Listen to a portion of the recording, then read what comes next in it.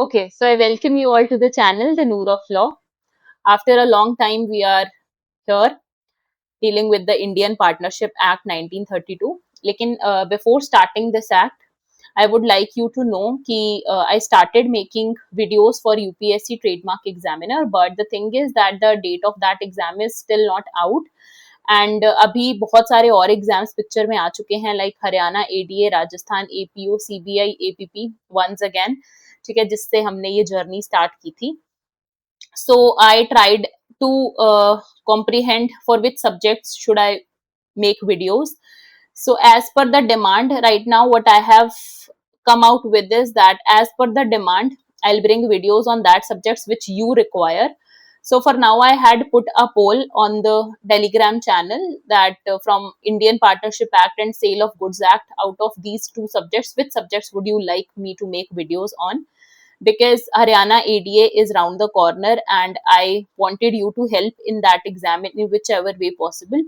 So here I am today dealing with the Indian Partnership Act. And other than this, if you want any subject to be catered to in majority, like obviously I'll have to see the majority. If majority wants any particular subject to be dealt with, I will surely be dealing with that particular subject. Seeing the competitive exams right now, Haryana ADA, Rajasthan APO, and the CBI APP exam, whichever subject you would like me to deal with, I will surely bring videos for that subject. For now, I think your strategy should be that you should mainly focus on Haryana ADA exam because it is to be conducted on 5th of July. So obviously you will have to work for that accordingly. And if अगर आपको Haryana ADA के अलावा भी for other competitive exams you want videos on that particular subjects, you can let me know in the comment section down below. ठीक है, although my advice would be to first cater to that very exam.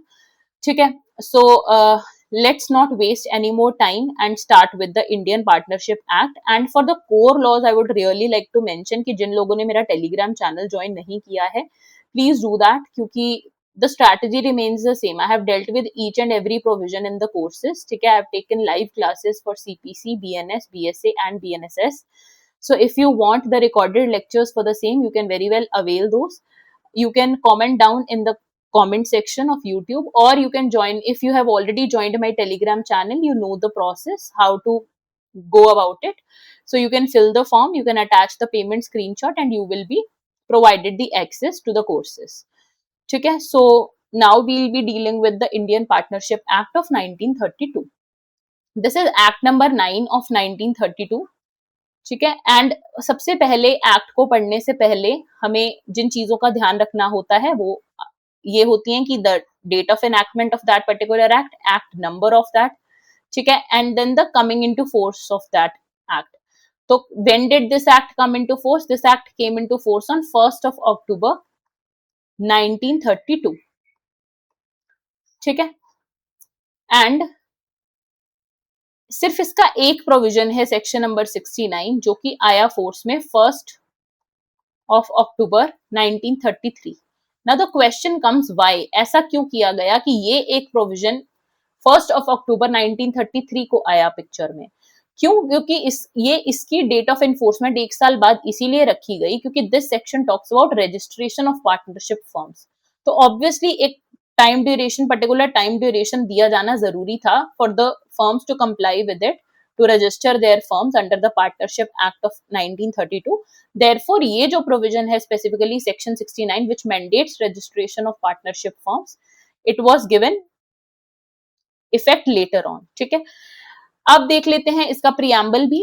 An act to define and amend the law relating to partnership, whereas it is expedient to define and amend the law relating to partnership, it is hereby enacted as follows. ठीक है, Chapter 1 Preliminary. First section deals with short title, extent and commencement. This act may be called the Indian Partnership Act 1932. It extends to the whole of India. Coming into force वाला provision हमने already देख लिया कि it comes into force on 1st of October 1932. सारे provisions except section 69 which shall come into force on 1st day of October 1933. Now definitions. अब इसके अंदर 5 definitions हैं total जो हमें ध्यान में रखनी है. C is prescribed only. ठीक है, बाकी के सारे प्रोविजंस दे आर इंपॉर्टेंट, बाकी के सारे डेफिनेशंस दे आर इंपॉर्टेंट. सबसे पहले a deals with act of firm. Act of firm, firm से क्या समझ में आता है, कोई भी ऐसा एक्ट या कोई भी ऐसा ओमिशन जो राइट्स अराइज करता है, जिससे राइट्स अराइज होती हैं या लाइबिलिटी अराइज होती है फर्म की, पार्टनरशिप फर्म की। ठीक है, तो जैसे मान लो अब पार्टनरशिप फर्म है, उसने कॉन्ट्रैक्ट किया है किसी थर्ड पार्टी के साथ कि they will give 50 lakh rupees to the construction company, जो कि थर्ड पार्टी है, एंड फिर वो कंस्ट्रक्शन कंपनी उनके लिए कंस्ट्रक्शन करेगी। ठीक है, अब यहाँ इस कॉन्ट्रैक्ट में जो पार्टनरशिप फर्म है, उनको अपना कोई बिजनेस चलाना है उस कंस्ट्रक्शन कंपनी जो कंस्ट्रक्ट करेगी बिल्डिंग, उसके अंदर। ठीक है, अब उन्होंने वो 25 लाख या 50 लाख जो अग्री किए थे वो पे ही नहीं किए। ठीक है, अब उन्होंने ओमिट कर दिया वो एक्ट करने से, जिसके रिगार्ड में एक लाइबिलिटी अराइज हो गई उस फर्म की टुवर्ड्स द थर्ड पार्टी। तो इस ओमिशन से क्या हुआ, एक लाइबिलिटी अराइज हो गई। अब ऐसा भी हो सकता है, अगर हम ये एग्जांपल लें कि उन्होंने अपना पूरा पैसा जितना था उन्होंने दिया, बट कंस्ट्रक्शन कंपनी ने कंस्ट्रक्शन नहीं की, तो अब क्या है कि कंस्ट्रक्शन कंपनी की लाइबिलिटी अराइज हुई, एंड यहाँ पे राइट किसके फेवर में है, यहाँ पे राइट एक्सरसाइज कर सकती है पार्टनरशिप फर्म। तो इसी तरीके से यहाँ पे समझाया गया है कि एक्ट ऑफ द फर्म से क्या समझ में आता है, कोई भी ऐसा एक्ट या कोई भी ऐसा ओमिशन जो कि पार्टनर्स के द्वारा किया गया है, या फिर बाय एनी पार्टनर और एजेंट ऑफ द फर्म, जो कि which gives rise to a right enforceable by या फिर अगेंस्ट द फर्म। ठीक है, बिजनेस से क्या समझ में आता है, अब बिजनेस के अंदर यहाँ पे सिर्फ ट्रेड को ध्यान में नहीं रखा गया है, इवन प्रोफेशनल्स आर इंक्लूडेड, जैसे सीए फर्म्स हो गई है ना, लॉ फर्म्स हो गई, ये सारी भी फर्म्स का पार्ट बन सकती हैं, they can also enter into partnership. यहीं से हमें समझ में आता है कि business includes every trade, occupation and profession. Prescribed means prescribed by rules made under this act. Third party से क्या समझ में आता है, ऐसी कोई पार्टी जो कि पार्टनर नहीं है ना। So it used in relation to a firm or a partner therein means any person who is not a partner in the firm. बाहर वाला कोई पर्सन है, वो पार्टनर नहीं है उस फर्म का, that is why it is the third party. Expressions used but not defined in this act but defined in the Indian Contract Act. अब ऐसा क्यों किया गया है कि जो एक्सप्रेशन यहाँ पे डिफाइंड नहीं है वो कॉन्ट्रैक्ट एक्ट से लिए जाएंगे, क्योंकि हमें पता है कि पहले ये जो पार्टनरशिप को लेकर के प्रोविजंस थे, they were there in section 239 till section 266 of Indian contract act. लेकिन बाद में ऐसा समझ में आया कि there is a separate requirement of a statute जो कि स्पेसिफिकली पार्टनरशिप फॉर्म से डील करेगा। ठीक है, तो ऐसा रिक्वायरमेंट फील हुआ, इसीलिए ये स्टैट्यूट जो है वो निकल करके आया, Indian partnership act of 1932। Now this act consists of 8 chapters and 74 sections in total. So these are the things that you should make a note of, because sometimes these directly are asked in the examination. ठीक है, तो इसीलिए you should be well aware of these procedural things also. ठीक है, sorry formality वाली चीजें। ठीक है, we would not call these procedural because obviously these are some things जो कि टिपिकली एग्जामिनेशन में पूछी जाती हैं ओनली टू टेस्ट कि आप कितने अवेयर हो उस एक्ट के रिगार्डिंग। ठीक है, कि कितने चैप्टर्स हैं उस एक्ट के अंदर, कितने सेक्शंस हैं उस एक्ट के अंदर। So particularly you should be well versed with these things. फिर इसके बाद coming to the section number 3। अब सेक्शन नंबर 3 किस बारे में बात करता है, application of provisions of act 9 of 1872। अब यहाँ पे ये बोला गया है, the unrepealed provisions of Indian contract act save in so far as they are inconsistent with the express provisions of the act shall continue to apply to the firm. यहाँ पे क्या बोला गया है कि ऐसे प्रोविजंस इंडियन कॉन्ट्रैक्ट एक्ट के, जैसा कि हमने ऑलरेडी देखा कि इंडियन कॉन्ट्रैक्ट एक्ट में ही पहले पार्टनरशिप के रिलेटेड प्रोविजंस दिए गए थे, अब एक स्पेसिफिकली अलग से स्टैट्यूट निकल के आ गया है पार्टनरशिप एक्ट का। अब आप देखोगे जब एक पार्टनरशिप को, व्हाट इज पार्टनरशिप, पार्टनरशिप में भी तो एक कॉन्ट्रैक्ट ही तो एंटर हो रहा है पार्टनर्स के बीच में, they are entering into a contract, they are entering into an agreement which is legally enforceable. So इसी तरीके के कॉन्ट्रैक्ट में वो एंटर कर रहे हैं। सो बेसिकली उनके जो प्रोविजंस जो उनको डील करेंगे, वो इंडियन कॉन्ट्रैक्ट एक्ट में भी अगर कोई ऐसे प्रोविजंस हैं which are not repealed and which are still there in the contract act, वो अप्लाई होंगे पार्टनरशिप एक्ट के ऊपर भी। ठीक है, पार्टनरशिप एक्ट के कंसिस्टेंस में अगर वो हैं, if they are in consonance with this act, then they can very well apply. लेकिन if there is found some inconsistency between the Indian contract act and partnership act के बीच में अगर कोई इनकंसिस्टेंसी आती है, तो उस केस में partnership act will prevail. This thing you have to keep in mind. क्यों? क्योंकि यहाँ पे लिखा है save in so far as they are inconsistent with the express provisions of this act. इनको अलग से सेव किया गया है, अदरवाइज शैल अप्लाई, लेकिन ये अगर इनकंसिस्टेंट है फिर पार्टनरशिप एक्ट ही प्रिवेल करेगा। इसका हम एग्जांपल आगे तुरंत ही देखेंगे, जिसके अंदर हम ये देखेंगे कि सेक्शन 27 इंडियन कॉन्ट्रैक्ट एक्ट का क्या बोलता है कि trade can not B restricted, है ना, ट्रेड के ऊपर रेस्ट्रिक्शंस नहीं हो सकती हैं। लेकिन आगे हम देखेंगे कि इंडियन पार्टनरशिप एक्ट के अंदर ऐसी पार्टनरशिप अग्रीमेंट बनाई जा सकती है जहां पे वो पार्टनर्स अग्री करते हैं कि जब तक वो पार्टनर्स उस पार्टनरशिप फर्म के मेंबर्स रहेंगे तब तक वो कोई भी और कंपीटिंग बिजनेस या फिर कोई भी ऐसा बिजनेस जो कि सेम नेचर का है वो नहीं एंटर कर सकते तब तक के लिए, है ना। तो इस तरीके की रेस्ट्रिक्शंस लगाई जा सकती हैं। So even if it is not in consonance with the Indian Contract Act, with Section 27 of Indian Contract Act, still Indian Partnership Act prevails in that sense, ठीक है। चैप्टर 2 पे आ जाते हैं। Chapter 2 talks about nature of partnership. Now what do you understand by nature of partnership? Nature of partnership मतलब कि partnership है क्या, वो हमें बताने की कोशिश करता है सेक्शन नंबर 4 कि क्या नेचर रहता है पार्टनरशिप का, what are the characteristics of partnership, ठीक है। तो section 4 tries to define 4 things: partnership, partner, firm and firm name. तो आपको ये चीजें याद रखनी है कि जो डेफिनेशन है पार्टनरशिप की, पार्टनर की, फर्म और फर्म नेम की, it is not given in section 2 but is given in section number 4। Partnership क्या है? पार्टनरशिप सबसे पहले एक रिलेशन है बिटवीन पर्संस, ठीक है। It is a relation between persons जिन्होंने अग्री किया है। मतलब एक तो पहली चीज it is a relation between persons, दूसरी चीज there needs to be an agreement between the partners. किस चीज का अग्रीमेंट है? To share the profits of the business, कि वो आपस में जो भी बिजनेस वो करेंगे, पहली चीज तो बिजनेस होना चाहिए, है ना। थर्ड कैरेक्टरिस्टिक ये हो गया कि there needs to be a business in furtherance of which they are working, plus they need to share the profits, है ना, उनके बीच में वो शेयरिंग ऑफ प्रॉफिट्स होना चाहिए, carried on by all or any of them acting for all, ठीक है। persons who have entered into partnership with one another, उनको individually क्या रेफर किया जाता है? as partners। वो individually क्या है जिन्होंने पार्टनरशिप में एंटर किया है? they are partners, but together अगर collectively हम उनकी बात करें, they are a firm, collectively it is a firm, and the name under which their business is carried on is called firm name, ठीक है। और जिस नाम के अंडर, जिस नेम के अंडर वो फंक्शन कर रहे हैं, जिस फर्म के नेम के under they are functioning, that is their firm name, ठीक है। Now coming to section number 5। Section number 5 किस बारे में बात करता है? Partnership not created by status. अब इससे क्या समझ में आता है? इससे ये समझ में आता है कि एक स्टेटस से पार्टनरशिप अराइज नहीं होती है। फॉर एग्जांपल अगर हिंदू अनडिवाइडेड फैमिली है, उसके अंदर हमें पता है कि जैसे ही कोई बॉर्न होता है, न्यू मेंबर बॉर्न होता है, तो सबके शेयर्स पे, जो इनहेरिटर्स हैं, सबके शेयर्स पे इफेक्ट पड़ता है, उतना ही कम हो जाएगा शेयर, है ना, और सब में बटेगा फिर वो शेयर जैसे ही a new family member is born, ठीक है। लेकिन क्या ये चीज से हम ये बोलेंगे कि अगर वो हिंदू अनडिवाइडेड फैमिली है, अगर उनका कोई फैमिली बिजनेस ऑलरेडी चल रहा था and a new born has taken birth, ठीक है, तो क्या हम ये पार्टनरशिप टर्म कर देंगे कि now that newborn is also a partner in their family business and this is partnership? No, this is not. This is arising out of status. This is their family business. It has nothing to do with partnership. Partnership तब होती है जब आप specifically एक contract में, एक agreement में enter करते हो, स्पेसिफिकली जहां पे आप डिसाइड करते हो what are your rights, what are your liabilities, what will be your duties, ठीक है। सारी चीजें आप उस अग्रीमेंट में प्रॉपरली मेंशन करते हो and the relationship, the real relationship between और amongst you is of a partner, ठीक है। So the relation of partnership arises from a contract. वो contract से arise करता है partnership, ना कि status से। And in particular the members of HUF carrying on a family business as such, या फिर Burmese Buddhist husband and wife, they are carrying on business as such, they are not partners in such business.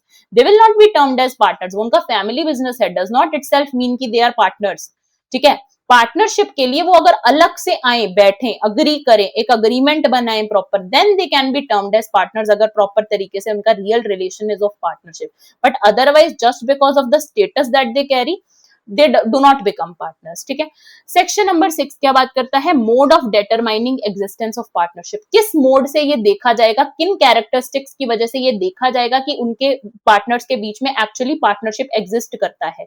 In determining whether a group of persons is or is not a firm, और whether a person is or is not a partner, regard shall be had to the real relation between the parties. तो क्या determining factor है? हमें क्या समझ में आया कि डिटरमाइनिंग फैक्टर क्या है? कि उनका रियल रिलेशन पार्टनर्स का आपस में कैसे है। As shown by all the relevant facts taken together, जब सारे रेलेवेंट फैक्ट्स जो उनको गवर्न कर रहे हैं उनको एक साथ देखा जाएगा, तो जो उनका रियल रिलेशन निकल के आता है between the parties, that determines the existence of partnership. Explanation one क्या बोलता है, द शेयरिंग ऑफ प्रॉफिट्स और gross returns arising from the property by persons holding a joint और common interest in that property does not of itself make such person partners. अब मान लो एक कोई common property है और दो ए और बी है, वो को ओनर्स हैं उस प्रॉपर्टी के, तो जो भी प्रॉफिट्स वगैरह आते हैं वो दोनों लोग शेयर करते हैं आपस में, तो क्या इससे वो पार्टनर बन जाएंगे? Just because they are sharing profits from a property which they are holding in common, does that mean that they are partners with regard to that? No, they are not partners in this sense. Partnership तब arise होगा जब उनका real relationship as a partner establish किया जाएगा, जब ये determine किया जाएगा कि उन्होंने स्पेसिफिकली एक अग्रीमेंट में एंटर किया, उसमें सारे राइट्स एंड लाइबिलिटीज वगैरह सब डिसाइड किए, and then we can say, and उनके बीच में एक mutual agency kind of a situation है, ठीक है, they are sharing profits, they are doing some business with regard to that, only then we can say that they are actually into a partnership setup. ठीक है, then a receipt by a person of a share of profits of a business or of a payment contingent upon earning of profits और varying with the profits earned by business does not of itself make him a partner. अब इसमें क्या समझ में आता है, मान लो partnership firm is short on funds, ठीक है, तो उन्होंने किसी से फंड्स लिए, मतलब मान लो 5 लाख रुपए उन्होंने किसी से उधार लिए. अब उन्होंने उस पर्सन को, उस थर्ड पार्टी को ये बोला कि हम तुमसे ये पैसे ले रहे हैं, इसको हम चुका एक गो में नहीं पाएंगे, तो तुम क्या करो, हमसे ये रेसिप्ट ले लो कि you are entitled to a certain share in our business, ठीक है, which we will be paying you monthly or annually whatever basis पे. ठीक है, अब उस पर्सन के पास वो रेसिप्ट है, just on the basis of this कि that person has a receipt of a share of profits of the business of partnership, क्या हम ये बोल देंगे कि that third party has become a partner in the partnership firm? Obviously not.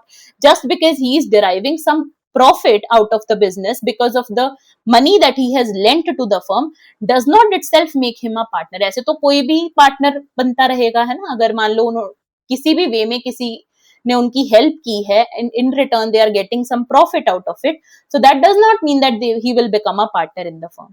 So that is what is being said here कि just because he has a receipt of a share of profits of business या फिर of a payment contingent upon earning of profits, या फिर कोई ऐसा उनको guarantee दे दी गई that they will be earning some profit from the business, does not itself make them a partner. The receipt of such share, जैसे by a lender of money, वही हमने जो एग्जांपल ली कि अगर लेंडर ऑफ द मनी ये दिखा देता है कि मेरे पास ये रिसिप्ट है और इन्होंने मुझे अग्री किया है पैसा देने के लिए, रिटर्न करने के लिए और प्रॉफिट देने के लिए, does not of itself make him a partner. या फिर कोई सर्वेंट या एजेंट को एज अ रेम्यूनरेशन वो अमाउंट दिया गया था, डज नॉट मीन कि अब वो पार्टनर बन गए हैं और वो कल को लेकर के आ जाए वो receipt, that see they have agreed. ठीक है, बाय अ विडो और चाइल्ड, मान लो किसी विडो या चाइल्ड को अग्री किया गया था, डिसीज पार्टनर की कोई विडो है या चाइल्ड है, उनको अग्री किया गया था कि a certain amount to be given as annuity to them. So can they come afterwards and seek partnership in the firm that they are partners to the firm? Obviously not. By a previous owner या part owner of the business को, जिसको as a consideration दिया गया था for the sale of goodwill कि आपने अपनी goodwill बेची है तो as a consideration we are paying you this amount. Now that person comes with the receipt कि see they have agreed to pay this amount to me and I have become a partner to the partnership firm. Obviously not. So the determining factor is not the sharing of profits. We cannot say कि just because you are sharing profits, just because you are deriving profits out of the business, does not itself make you a partner. Does not of itself make the receiver a partner with the persons carrying on the business. Ab section 7 and section 8 talks about types of partnership. So basically there are two types of partnership. Section 7 talks about partnership at will and section 8 talks about particular partnership. अब section 7 किस बारे में बात करता है, partnership at will के बारे में. इससे क्या समझ में आता है, ऐसी काइंड ऑफ पार्टनरशिप जिसका टाइम ड्यूरेशन ऑलरेडी डिसाइडेड नहीं है, ये पहले से डिसाइडेड नहीं है कि ये 5 साल के लिए ही रहेगी ये पार्टनरशिप, ठीक है, या फिर ये डिसाइडेड नहीं है कि वो एंड किस तरीके से होगी पार्टनरशिप, उसका डिटरमाइन वो कैसे होगी, वो एंड कैसे होगी पार्टनरशिप, किस मोड से होगी, that has not yet been decided. तो वो पार्टीज की विल पे चल रही है कि जब तक पार्टीज वॉलंटरीली चाहें to carry out that partnership तो तब तक वो चल रही है. So this is partnership at will, where no provision is made by contract between the partners for the duration of their partnership or for the determination of their partnership. The partnership is partnership at will. Now coming to section number 8, particular partnership. अब particular partnership से क्या समझ में आता है? A person may become a partner with another person in particular adventures और undertaking. Specifically एक purpose के लिए पार्टनरशिप एंटर की गई है। फॉर एग्जाम्पल, एक बिल्डिंग का कंस्ट्रक्शन करना है और उस चीज के लिए पार्टनरशिप में एंटर किया है दो तीन लोगों ने, दो तीन पर्सन ने पार्टनरशिप में एंटर किया है just to construct a building. Now for this particular undertaking they have entered into this partnership setup, तो उसको बोलेंगे पर्टिकुलर पार्टनरशिप। ठीक है। Now coming to chapter number 3, relations of partners to one another. Please ये chapters देखते जाओ कि हमने जो चैप्टर्स देखे हैं, फर्स्ट 2 सेक्शन जो थे they were in the preliminary chapter, फिर चैप्टर 2 के अंदर सेक्शन 3 से लेकर के 8 तक के प्रोविजंस हैं। Now we are continuing with chapter number 3, relation of partners to one another. Partners का आपस में क्या रिलेशन रहेगा वो हमें बताता है chapter number 3। Section 9, general duties क्या रहेंगी पार्टनर्स की, ये हमें सेक्शन 9 से समझ में आता है कि पार्टनर्स जो हैं they are bound to carry on business of the firm to the greatest common advantage. एक दूसरे के कॉमन एडवांटेज के लिए, ठीक है, कॉमन एडवांटेज के लिए वो लोग काम करेंगे, एक दूसरे के साथ जस्ट रहेंगे, they will be faithful to each other, they will be rendering true accounts to each other. जो ट्रू अकाउंट्स हैं वही एक दूसरे को बताए जाएंगे, सारी इंफॉर्मेशन वो एक दूसरे के साथ डिस्क्लोज करेंगे। अगर कोई भी ऐसी चीज है जो अफेक्ट करती है फर्म के इंटरेस्ट को, तो उस चीज को वो एक दूसरे के साथ डिस्क्लोज करेंगे, या अगर कोई डिसीज्ड पार्टनर है तो लीगल रिप्रेजेंटेटिव के साथ भी डिस्क्लोज करेंगे। ठीक है।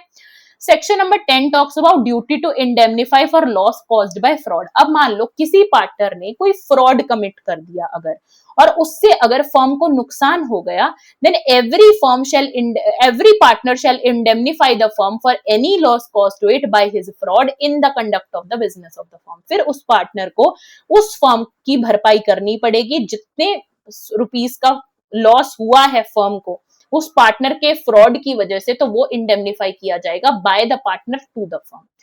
Section 11 talks about what determination of rights and duties of partners by contract between the partners. अब इसमें क्या बोला जा रहा है, ये जो agreement in restraint of trade है ये थोड़ा मिसप्रिंट है, ये यहाँ पे आएगा, ठीक है, यहाँ पे, तो ये थोड़ा आप देख लेना। Determination of rights and duties of partners by contract between the partners. अब इसमें क्लॉज 1 में क्या बोला जा रहा है कि subject to the provisions of this act, जो म्यूचुअल राइट्स एंड ड्यूटीज रहेंगी ना पार्टनर्स की एक फर्म में, they may be determined by the contract. हमें कैसे पता कि जो राइट्स एंड ड्यूटीज, या फिर पार्टनर्स को कैसे पता what are their rights, what are their duties, वो म्यूचुअली ही तो अग्री करेंगे पहले ही अग्रीमेंट के अंदर, पहले ही अपने कॉन्ट्रैक्ट के अंदर जो उन्होंने बनाया है। And such contract may be expressed और may be implied by a course of dealing. Such contract may be varied by consent of all partners. अगर उसमें कोई चेंज करना है कॉन्ट्रैक्ट में, तब भी सारे पार्टनर्स के कंसेंट के साथ ही वो किया जाएगा। एंड सच कंसेंट में बी एक्सप्रेस्ड या फिर इम्प्लाइड भी हो सकता है by the course of dealing. ठीक है। अब ऐसा भी हो सकता है कि उन्होंने एक्सप्रेसली सारी चीजों के लिए अग्री किया हो, या फिर ये भी हो सकता है कि उन्होंने छोटी मोटी चीजों के लिए एक्सप्रेसली अग्री नहीं किया था, लेकिन जैसे ही कोर्स ऑफ डीलिंग में देखा गया कि ए गुड्स लेकर के आता था, बी और सी उनको बेचते थे, तो इस तरीके का सेटअप था, तो वो उसी तरीके से फिर ड्यूटीज बन जाएंगी कि ए गुड्स एकत्रित करेगा एक जगह पे and B and C will further sell those goods. ठीक है। नॉटविथस्टैंडिंग एनीथिंग, अब this is talking about agreement and restraint of trade. ये हमने जो ऑलरेडी पहले देखा कि जो सेक्शन 27 है of Indian contract act, that talks about कि जो ट्रेड है उसको रेस्ट्रेन नहीं किया जा सकता, लेकिन यहाँ पे क्या लिखा है, notwithstanding anything contained in section 27 of Indian contract act, such contracts may provide that a partner shall not carry on any business other than that of firm while he is a partner। कि अगर ऐसा कोई contract enter किया जा सकता है still even if it is not in consistence with the Indian Contract Act section 27, तब भी वो ये एक कंडीशन रख सकते हैं कि जब तक एक पार्टनर एक पार्टनरशिप फर्म के अंदर बिजनेस कैरी आउट कर रहे हैं, तब तक वो किसी और बिजनेस को कैरी आउट नहीं कर सकते। ठीक है। Now coming to section number 12। Section number 12 किस बारे में बात करता है, कंडक्ट ऑफ द बिजनेस के बारे में। अब subject to the contract between the partners, हर एक पार्टनर के पास अधिकार है कि वो पार्ट ले सकता है कंडक्ट ऑफ द बिजनेस में। Every partner is bound to attend diligently to his duties in the conduct of business. जो भी कंडक्ट ऑफ द बिजनेस के दौरान जो उसकी ड्यूटीज है उनको डिलीजेंटली करना, he is bound by that. Any difference arising as to ordinary matters, अब मान लो किसी भी ऑर्डिनरी मैटर पे अगर कोई मतभेद है तो उसको कैसे डिसाइड किया जाएगा, वो डिसाइड होगा मेजॉरिटी से। This has been clearly stated here. ठीक है।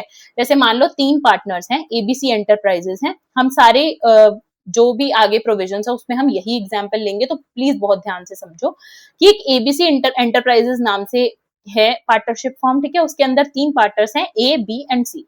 अब मान लो किसी बहुत ही ऑर्डिनरी मैटर को लेकर के डिस्प्यूट अराइज हुआ, फॉर एग्जाम्पल कि ये गुड्स कहाँ रखी जाएंगी, इनकी कस्टडी कहाँ रहेगी गुड्स की जो आगे बेचनी है, ठीक है, तो ये मैटर है क्वेश्चन में। अब ये जो मैटर है इसको अगर डिसाइड करना है तो मेजोरिटी से, अगर मान लो 2 पार्टीज जो हैं, जो ए और बी है, वो अग्री कर जाते हैं कि दिल्ली में जो ऑफिस है वहीं पे रखी जाएंगी ये गुड्स, ठीक है, तो this can be decided by majority. लेकिन अगर कोई ऐसा मैटर ऑफ क्वेश्चन है जो कि नेचर ऑफ द बिजनेस को गवर्न करता है, कोई ऐसा क्वेश्चन है फॉर एग्जाम्पल कि वो गुड्स को मैन्युफैक्चर करते हैं एंड फिर बेचते हैं। अब मान लो अगर वो ये डिसाइड करते हैं, ये क्वेश्चन में आता है कि हम मैन्युफैक्चर नहीं करेंगे, हम किसी और से मैन्युफैक्चर करवाएंगे गुड्स को, लेकिन हम बेचेंगे खुद। Now this is about the nature of the business, वो मैन्युफैक्चरिंग बंद करने की बात कर रहे हैं, तो क्या ये डिसाइड किया जा सकता है बाय मेजोरिटी? अगर 2 लोगों ने 3 में से बोल दिया कि okay we are stopping the manufacturing thing and we will only be selling the goods, तो क्या ये किया जा सकता है? नो। यहाँ पे एक यूनानिमस डिसीजन पे पहुंचना जरूरी है, यहाँ पे तीनों का कंसेंट होना जरूरी है। This is what is being said here, ठीक है। यहाँ पे क्या लिखा है? Any difference arising as to ordinary matters connected with the business may be decided by a majority of the partners, and every partner shall have the right to express his opinion before the matter is decided. But no change may be made in the nature of the business without the consent of all the partners.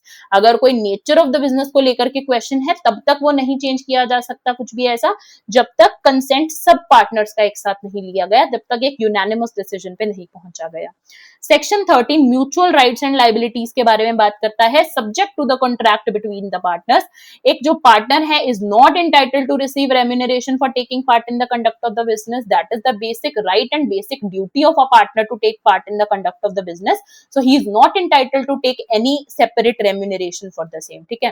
Partners they are entitled to share equally in the profits earned, जो भी profits earn किए जाएंगे, otherwise अगर subject to the contract कुछ अलग उन्होंने रखा है, that is a different story all together. लेकिन जनरली द रूल इज कि उनका जो प्रॉफिट को लेकर के रेशियो होगा, वो जितना वो कंट्रीब्यूट करेंगे उसी हिसाब से होगा, इक्वली होगा, ठीक है। एंड जो लॉसेस भी सस्टेन किए जा रहे हैं, they will be also equally contributing to it.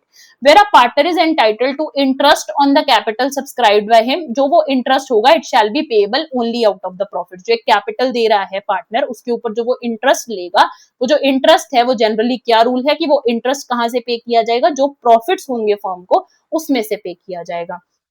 A partner making for the purposes of the business any payment or advance beyond the amount of capital he has agreed to subscribe is entitled to interest thereon at the rate of 6% per annum. तो until and unless उन्होंने contract में separate conditions पे agree किया है, लेकिन general rule क्या है कि अगर वो कैपिटल से अलावा भी, मान लो firm is short on funds and एक पार्टनर बोलते हैं कि ठीक है मेरे पास रिजर्व में कुछ पैसे पड़े हैं and I lend that to the firm, ठीक है, तो अगर वो लेंड कर रहे हैं एक partner beyond the capital amount, जितना उन्होंने ऑलरेडी अग्री किया था उससे ज्यादा अगर वो लेंड कर रहे हैं, तो जो जितना ज्यादा लेंड कर रहे हैं उसके ऊपर वो 6% के बेसिस पे पर एनम इंटरेस्ट ले सकते हैं। The firm shall indemnify a partner in respect of payments made and liabilities incurred by him. अगर कोई पार्टनर ने liabilities incur की हैं in the ordinary and proper conduct of business, उसने मान लो कोई liabilities incur की हैं, तो firm उसको वो भरपाई करेगा। In doing such act, किसी emergency situation में protect करने के लिए firm को किसी loss से, अगर उसने कोई ordinary prudence में act किया है पार्टनर ने and उससे उसका कोई खर्चा हुआ है या फिर किसी भी फॉर्म में उसने हेल्प की है फर्म की to protect the firm from loss, तो वो जो सारी भरपाई है वो फर्म करेगी। A partner shall indemnify the firm for any loss caused to it by his willful conduct in the conduct of business of firm. तो इसमें क्या बोला जा रहा है कि जो पार्टनर है वो फर्म को इंडेमनीफाई करेगा for any loss cause to it, अगर पार्टनर का कोई विलफुल निग्लेक्ट था। Partner shall indemnify the firm for any loss cause to it by his wilful conduct, अगर पार्टनर के विलफुल निग्लेक्ट की वजह से कोई लॉस हुआ है फर्म को, तो फिर पार्टनर को फर्म को इंडेमनीफाई करना पड़ेगा। इसी के रिलेटेड हमने सेक्शन 10 में भी देखा था, जहां पे फ्रॉड कमिट कर रहा था अगर कोई पार्टनर एंड उससे अगर कोई लॉस हुआ था फर्म को, तब भी जो पार्टनर है he will indemnify the firm in that regard. तो ये दोनों सिचुएशंस आप ध्यान से देखना कि 13 के एफ में we are studying the wilful neglect by a partner जिसकी वजह से फर्म को लॉस हुआ, एंड सेक्शन 10 में we studied the key provision जिसमें ये लिखा था कि अगर कोई फ्रॉड किया है किसी पार्टनर ने एंड फिर उससे कोई लॉस हुआ है फर्म को, तो उसको भी भरपाई करनी पड़ेगी पार्टनर को। Section 14 property of the firm के बारे में बात हो रही है। अब क्या होता है property of the firm? Property of the firm में क्या क्या फॉल करेगा? जो प्रॉपर्टी ओरिजिनली स्टॉक में रखी गई थी, वो पार्टनरशिप बिजनेस स्टार्ट जब हुआ था तब जो प्रॉपर्टी लाई गई थी, है ना, पिक्चर में, वो सारी प्रॉपर्टी, फिर जो उस पैसे से जो प्रॉफिट आया पार्टनरशिप फर्म को, जब बिजनेस को चलाया गया, उससे जो पैसा आया, जो उससे अक्वायर हुई नई प्रॉपर्टी, या फिर जो भी उनकी गुडविल बनी बिजनेस की, ये सारी प्रॉपर्टी ही है फर्म की। So subject to contract between the partners, the property of the firm includes all the property and rights and interests in the property जो कि originally लाए गए थे into the stock of the firm या फिर acquire किए गए by purchase or otherwise by the firm for the purposes and in the course of business. I'm so sorry. And in the course of business of the firm and includes also the goodwill of business. ठीक है, तो जो उन्होंने धीरे धीरे business की goodwill बनाई, वो गुडविल भी एक प्रॉपर्टी की, वो फर्म की ही प्रॉपर्टी है। Unless the contrary intention appears, property and rights and interests in property acquired with money belonging to the firm are deemed to have been acquired for the firm. ठीक है, जो भी property, जो भी rights, जो भी interest property में acquire किए गए हैं with money belonging to the firm, जो मनी जो फर्म को बिलोंग कर रही है, अगर उसी पैसे से कोई भी राइट्स अक्वायर किए गए, इंटरेस्ट अक्वायर किया गया, कोई प्रॉपर्टी अक्वायर की गई, that all formulates the to be the property of the firm. Section 15 application of the property of the firm. अब ये एक रूल है कि जो भी प्रॉपर्टी ऑफ द फर्म है उसको exclusively for the purposes of business of the firm he apply किया जाएगा। कोई भी पार्टनर अपने पर्सनल किसी इशू से या किसी भी अपनी पर्सनल कैपेसिटी में उन पैसों को नहीं यूज कर सकते। Subject to the contract between the partners, the property of the firm shall be held and used by the partners exclusively for the purposes of the business। ठीक है, सेक्शन 16 पर्सनल प्रॉफिट्स अगर earn किए जा रहे हैं by the partners. अब इसमें क्या बोला जा रहा है? Subject to a contract between the partners, अगर कोई पार्टनर कोई पर्सनली प्रॉफिट डिराइव कर रहा है अपने लिए from any transaction of the firm या फिर from the use of the property of the firm, connection of the firm, या फिर फर्म नेम को यूज करके अगर वो कोई प्रॉफिट डिराइव कर रहा है, he shall account for that profit and pay to the firm. तो फिर वो उसको फर्म को पे करेगा वो प्रॉफिट, क्योंकि उसने फर्म के नाम पे वो पैसा कमाया है। If a partner carries on any business of the same nature जो कि competing with that of firm है, वो फर्म के ही नेचर का बिजनेस, जो कंपीटिंग नेचर का बिजनेस वो अपने एंड पे कैरी ऑन कर रहे हैं, ही shall account for and pay to the firm जितने भी प्रॉफिट्स उसने उस बिजनेस में से कमाए हैं। Section 17 rights and duties of partners. अब ये यहाँ पे क्या है? After a change in the firm, first clause में बात हो रही है कि क्या रहेंगे rights and duties of partners अगर फर्म का कॉन्स्टिट्यूशन चेंज हो जाता है। मान लो कोई पार्टनर्स चले गए या कोई पार्टनर्स नए आ गए, तो किस तरीके से राइट्स एंड ड्यूटीज उनकी रहेंगी? तो यहाँ पे यही बोला है कि where a change occurs in the constitution of the firm, mutual rights and duties of the partners in the reconstituted firm वही सेम रहेंगे जैसे कि वो इमीडिएटली बिफोर द चेंज थे। ठीक है, after the expiry of the term of the firm, अब मान लो जो टर्म डिसाइडेड थी वो फर्म के रहने की, फर्म के होने की, वो ऑलरेडी एक्सपायर होगी। जैसे firm was made till 5 years, ठीक है, it was to work till 5 years, अब वो 5 साल एक्सपायर हो गए, तो अब भी अगर वो अपना बिजनेस कंटिन्यू कर रहे हैं तो उनके राइट्स एंड ड्यूटीज वही रहेंगे जैसे कि पहले थे। तो यही बोला जा रहा है क्लॉज 2 के अंदर, where a firm constituted for a fixed term continues to carry on business even after the expiry of that term, तो उनके mutual rights and duties partners के remain the same as they were before the expiry, so far as they may be consistent with the incidents of partnership at will. अब देख लेते हैं third situation, additional undertakings अगर carry out की जाती है। मान लो एक स्पेसिफिक अंडरटेकिंग के लिए, मतलब particular partnership kind of setup था और उन्होंने एक पर्टिकुलर एडवेंचर को पूरा करने के लिए वो पार्टनरशिप फॉर्म में एंटर हुए थे, लेकिन मान लो where a firm constituted to carry out one और मोर एडवेंचर्स और अंडरटेकिंग्स, अब वो किसी और एडवेंचर या अंडरटेकिंग को भी कर रहे हैं पूरा, then the mutual rights and duties of the partners in respect of other adventures will also be same as those in respect of the original adventures. ठीक है, वही सेम रहेंगे, कोई चेंज नहीं रहेगा। Chapter 4 relation of partners to third parties. अभी तक हमने चैप्टर 3 में देखा अमंग्स्ट देमसेल्व्स उनका क्या रिलेशन रहेगा। Now chapter 4 talks about relation of partners to third parties, कैसा रहेगा। Section 18 talks about partner to be agent to the firm.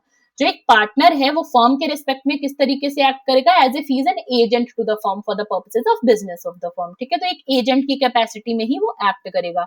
Section 19 implied authority of partner as agent of the firm. अब क्या क्या आता है implied authority में एक partner की, कि एक पार्टनर अपनी अथॉरिटी से क्या क्या चीजें कर सकते हैं एंड क्या चीजें नहीं कर सकते हैं। तो ऐसा कोई भी काम जो वो पार्टनरशिप फर्म के बिजनेस के फर्दरेंस में कर रहे हैं, है ना, to carry out the business of the firm, जो भी एक्ट्स उनसे एक्सपेक्टेड हैं, वो सारे एक्ट्स अगर वो कर रहे हैं, then it is very well within the purview of their implied authority. लेकिन कुछ एक्ट स्पेसिफिकली क्लॉज 2 में बताए गए हैं कि जो उनकी इम्प्लाइड अथॉरिटी में फॉल नहीं करते हैं। Subject to the provisions of section 22, the act of a partner which is done to carry on in the usual way business of the kind carried on by the firm, वो bind करते हैं firm को। The authority of the partner to bind the firm conferred by this section is called his implied authority. ये उनकी implied authority में आता है, ठीक है। लेकिन in the absence of any usages या कस्टम या ट्रेड टू द कॉन्ट्ररी, जो इम्प्लाइड अथॉरिटी है पार्टनर की, it does not empower him to, क्या वो चीजें नहीं कर सकते हैं इम्प्लाइड अथॉरिटी के तहत। फॉर एग्जाम्पल, अगर वो चाहे कि भाई मुझे जो डिस्प्यूट अराइज हुआ है पार्टनरशिप फर्म का किसी और थर्ड पार्टी के साथ, मुझे उस डिस्प्यूट को आर्बिट्रेशन के लिए रेफर करना है, तो क्या वो पार्टनर उठ के ऐसा कर सकते हैं? नहीं कर सकते। क्या वो अपने नाम पे बैंक अकाउंट खोल सकते हैं फर्म का? नहीं कर सकते। कॉम्प्रोमाइज में एंटर कर सकते हैं? कोई क्लेम है पार्टनरशिप फर्म का, क्या उसको अपनी मर्जी से रेलिंक्विश कर सकते हैं? नहीं कर सकते। क्या वो कोई ऐसा सूट जो फर्म ने कर रखा था किसी थर्ड पार्टी के अगेंस्ट, क्या वो उसको विथड्रॉ कर सकते हैं अपने एंड पे अपनी एम्प्लॉयड अथॉरिटी से? नहीं कर सकते। क्या वो एडमिट कर सकते हैं किसी लाइबिलिटी को इन सूट या फिर प्रोसीडिंग अगेंस्ट द फर्म? नहीं कर सकते। अक्वायर कर सकते हैं immovable property on behalf of the firm? No, they can not acquire any immovable property on behalf of the firm. क्या वो ट्रांसफर कर सकते हैं immovable property belonging to the firm? No, they cannot. Enter into partnership on behalf of the firm? No, he cannot enter into a partnership on behalf of firm. ठीक है, this right they do not have.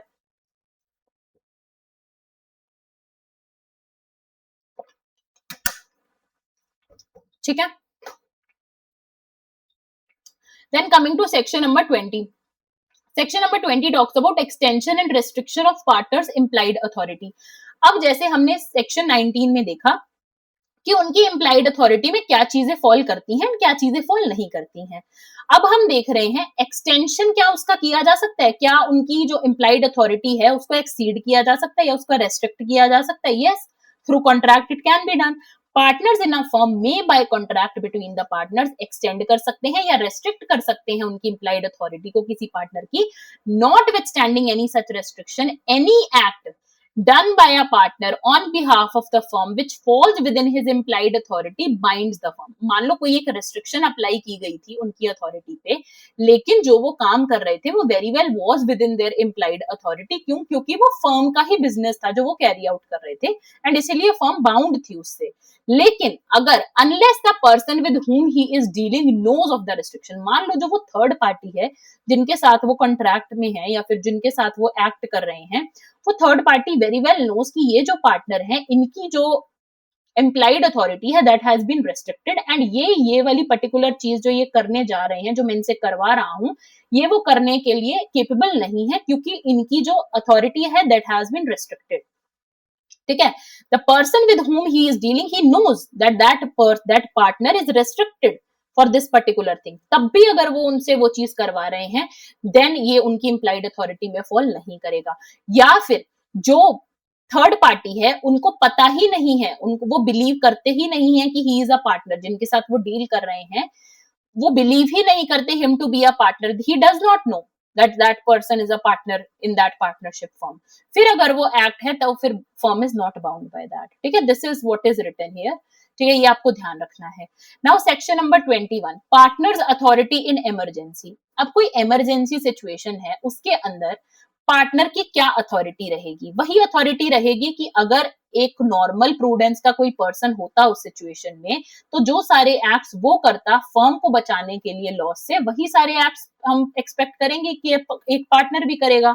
तो a partner has authority in an emergency to do all such acts for the purposes of protecting the firm from loss as would be done by a person of ordinary prudence। एक normal ordinary prudence, ordinary दिमाग वाला व्यक्ति जो काम करता वही उससे भी एक्सपेक्ट किया जाएगा under similar circumstances and such act binds the firm. And फिर वो जो कर रहे हैं, मान लो फर्म को बचाने के लिए उनको अगर 50 लाख रुपए देने पड़ गए, 10 लाख रुपए देने पड़ गए, तो फिर उससे वो फर्म बाउंड है, फिर वो उनको पे करेगी। ठीक है, section 22, mode of doing act to bind firm.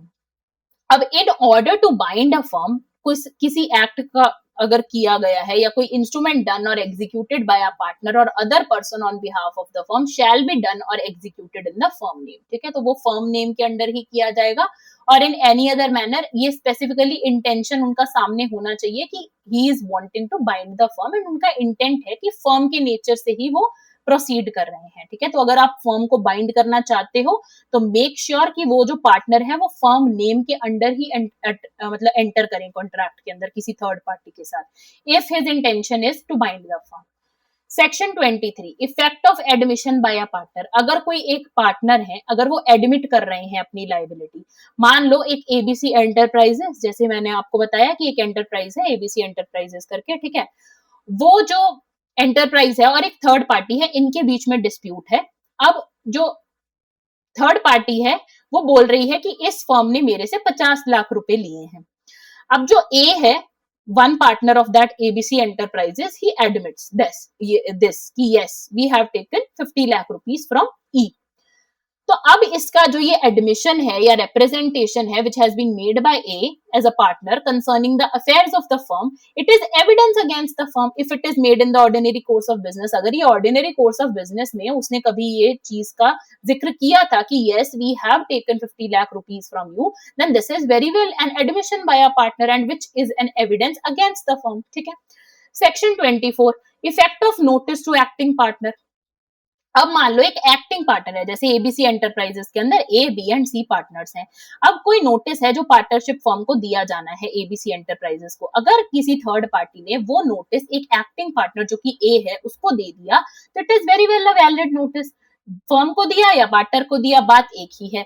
Notice to a partner जो कि habitually acts in the business of the firm of any matter relating to the affairs of the firm operates as notice to the firm itself except in the case of fraud on the firm committed by or with the consent of that partner। अब ये बहुत important point है, इसको please ध्यान से समझो। इसमें दो सिचुएशंस के बारे में बात की गई है। जैसे फॉर एग्जांपल जो पार्टनर है, पार्टनर ए, इन्होंने बहुत तेज अपना दिमाग लगाया, इन्होंने सोचा कि फ्रॉड तो करना है, ठीक है, और इसका पता भी नहीं चलना चाहिए। तो इन्होंने क्या किया कि किसी एक ई पर्सन के साथ मिलके, ई पर्सन एक थर्ड पार्टी है, इनके साथ मिलके इन्होंने कोई फ्रॉड किया अपनी ही फर्म के अगेंस्ट।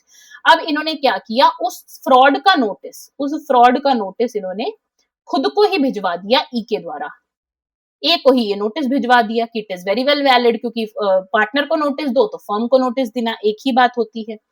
तो इन्होंने वही नोटिस अपने आप को भिजवा दिया ई से। तो क्या ये वैलिड होगा? ये इस केस में वैलिड नहीं होगा। क्यों? क्योंकि यहाँ पे लिखा है except in case of fraud या फिर on the firm committed by और with the consent of that partner. उन्होंने खुद ये फ्रॉड करने के तरीके से, उन्होंने फ्रॉड के इंटेंशन से जो एक्ट किया उसको छुपाने के इंटेंशन से उन्होंने खुद को वो नोटिस भिजवाया। So this is not valid, ठीक है। Now coming to section number 25, liability of a partner for acts of the firm. Every partner is liable jointly with all the other partners and also severally for all the acts of the firm done while he is a partner. जब तक वो एक partner है ABC enterprises के अंदर, जब तक ए partner है, जब तक बी पार्टनर है, जब तक सी पार्टनर है, तो अगर कोई भी चीज फर्म के खिलाफ होती है, अगर कोई भी लाइबिलिटी अराइज होती है फर्म की, तो हर एक पार्टनर ए हो, बी हो, सी हो, वो हर एक लाइबल है। जॉइंटली भी इनको सू किया जा सकता है, इनको सेवरली भी लाइबल किया जा सकता है, इंडिविजुअली भी लाइबल किया जा सकता है। This is what is being basically said under section 25। Section 25 partner की लाइबिलिटी के बारे में बात करता है एंड सेक्शन 26 बात करता है फर्म की लाइबिलिटी के बारे में, कि अगर कोई पार्टनर ने रॉन्गफुल एक्ट कमिट किया है, ठीक है, तो उसके लिए फर्म भी लाइबल हो सकती है। Where by a wrongful act या फिर ओमिशन ऑफ अ पार्टनर जो कि एक्ट कर रहे हैं ऑर्डिनरी कोर्स ऑफ बिजनेस के अंदर और with the authority of his partner, कोई लॉस या इंजरी सफर करनी पड़ी किसी थर्ड पार्टी को। जो गलती थी, वो जो एक्ट रॉन्गफुल था वो पार्टनर का था, लेकिन उसकी वजह से अब दिक्कत किसको हो गई? थर्ड पार्टी को हो गई, ठीक है, कोई पेनल्टी इनकर कर ली उस पार्टी ने। तो firm is liable to the same extent as the partner. जितना पार्टनर लाइबल है उतना ही फर्म भी लाइबल है। This is what is being said under section number 26। तो 25 26 आप साथ में पढ़ोगे। 25 में हमने देखा कि पार्टनर की लाइबिलिटी है, 26 में फर्म की लाइबिलिटी बताई जा रही है।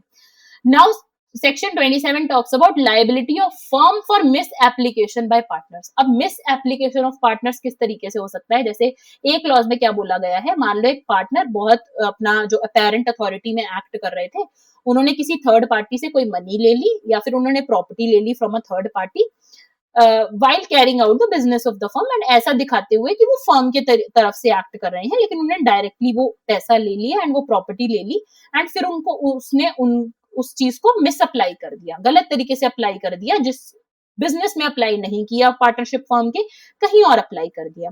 या फिर firm in the course of its business, firm ने पैसा लिया या प्रॉपर्टी ली किसी थर्ड पार्टी से, एंड फिर वहां से किसी पार्टनर ने उसको मिस अप्लाई कर दिया। तो ये दो तरीकों से अगर ऐसा कोई मिस एप्लीकेशन ऑफ फंड्स या प्रॉपर्टी हुआ है, तो the firm is liable to make good the loss, क्योंकि जो थर्ड पार्टी है उसका पैसा या उसकी प्रॉपर्टी के साथ हेरा फेरी तो हुई है ना, उसका तो मिस एप्लीकेशन हुआ है, तो ऑब्वियसली जो फर्म है will be held liable to make good the loss to the third party.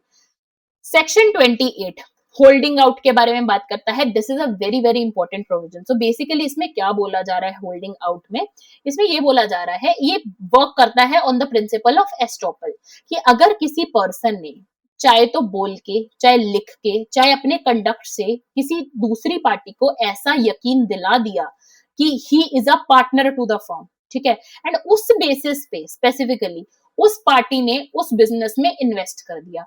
For example एक पर्सन ई है, वो बहुत एक वेल नोन पर्सन है, बहुत वेल नोन पर्सनैलिटी है, एंड वो बहुत गुड बुक्स में है डी की, ठीक है, ई पर्सन। अब ई पर्सन ने डी पर्सन को ये यकीन दिला दिया कि he is a partner in ABCE enterprises, ठीक है, अब उन्होंने ये चीज का यकीन दिला दिया उनको, whereas he is not a partner. अब ऑन दिस बेसिस जो डी है उन्होंने इन्वेस्ट कर दिया उस पार्टनरशिप फॉर्म के अंदर, तो अब फिर he will be held liable for that, ठीक है। Any one who by express words spoken और रिटन और by conduct represents himself or knowingly permits himself to be represented to be a partner in the firm is liable as a partner, फिर उनकी liability as a partner ही होगी, ठीक है, in that firm to anyone who has on that faith of any such representation given credit to the firm। चाहे उस person को पता है whether the person representing himself or represented to be a partner does or does not know that the representation has reached the person who giving credit, चाहे उस D को पता हो, चाहे ई को पता हो चाहे ना पता हो कि डी तक मेरे ये संदेश जो है मेरा ये पहुंच चुका है, अगर रिटर्न फॉर्म में उन्होंने लिखा था, चाहे उनको पता हो या ना पता हो कि उस तक ये मैसेज पहुंच चुका है कि I am the partner to this company, sorry to this partnership form, उस वो मैटर नहीं करता है, can not take a defence later on कि मुझे तो पता भी नहीं था कि उन तक ये बात पहुंच गई, ठीक है। अगर आपने अपने आप को इस तरीके से रिप्रेजेंट किया है, you by words, by writing या फिर by your conduct, then you are liable, ठीक है। where after a partner's death the business is continued in the old firm name। अब एक पर्सन की डेथ हो गई, जैसे एबीसी एंटरप्राइजेस है, नाउ सी हैज डाइड, ठीक है, स्टिल आप जो बिजनेस है वो कैरी आउट कर रहे हो एबीसी एंटरप्राइजेस के नाम से ही, आपने सी का नाम नहीं हटाया, and still you are carrying out that business in the name of ABC enterprises. The continued use of that name और of the deceased partner's name as a part thereof shall not itself make his legal representative or his estate liable for any act of the firm done after his death। just because आपने उस name को change नहीं किया does not mean कि after the death of that partner अगर आपकी कोई liability arise हुई है तो आप उठ करके उस पार्टनर की एस्टेट को लाइबल कर दोगे जो ऑलरेडी मर चुके हैं, या फिर उनके लीगल रिप्रेजेंटेटिव को बोलोगे कि ये लाइबिलिटी आप भरो, क्योंकि उनकी तो डेथ ही हो गई, उसके बाद जो भी आप कर रहे हो उससे उनका क्या लेना देना, उनकी लाइबिलिटी कैसे आप करवा सकते हो अराइज, ठीक है। It was your whole sole intention to not remove his name from the firm name, है ना, आप चाहते तो आप रिमूव कर सकते थे। Just because you are continuing with the old firm name does not mean that he is liable, the deceased partner's estate is liable और his legal representative is liable to pay the amount, ठीक है।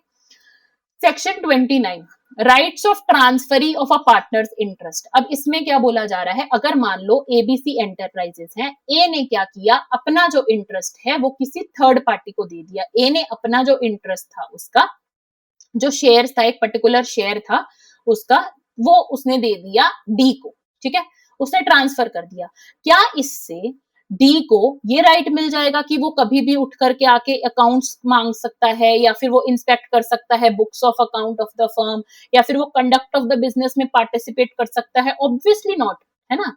उसको सिर्फ एक share दिया गया है, transfer किया गया है, इससे वो पार्टनर नहीं बन जाएगा। ऐसे तो वो कोई भी आकर के किसी को भी अपना ट्रांसफर करता रहे share, and he also gets a right कि वो पूछने लगे कि अकाउंट्स दो मुझे, मुझे इंस्पेक्ट करनी है बुक्स ऑफ द फर्म। ठीक है, this is unfair for the other partners, right.